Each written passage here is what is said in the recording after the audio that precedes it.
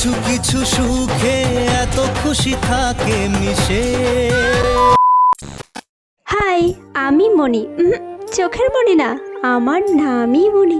কেমন আছো তোমরা সবাই? আই হোপ তোমরা অনেক অনেক ভালো আছো। আবারও চলে এলাম একটা নতুন ব্লগ নিয়ে, আমার একটা স্বপ্ন পূরণের ব্লগ নিয়ে। যাই হোক, রাস্তার বেশি ভিউ নিয়ে তোমাদের আর বোর করিনি। আমি সোজা চলে এসেছি আমার গন্তব্যস্থলে।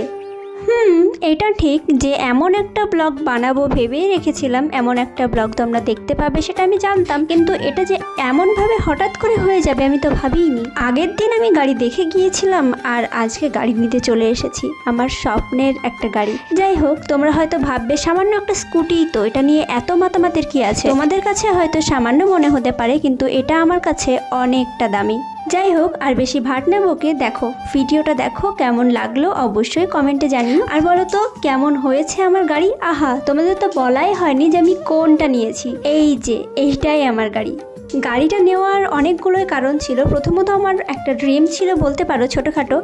আর আরও একটা হচ্ছে যাতায়াতের আমার খুব প্রবলেম হচ্ছিল, তাই ভাবলাম যে ঠিক আছে এবার একটু তো নেওয়াই যেতে পারে। তাই তো আমি চলে এসেছি আজকে গাড়িটা নিতে।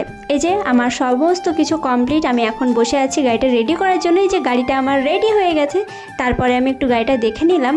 আর কাকা মানে শোরুম মালিক, ওনার একটা গাড়ি নিয়ে আমি একটু গিয়েছিলাম ঘুরতে।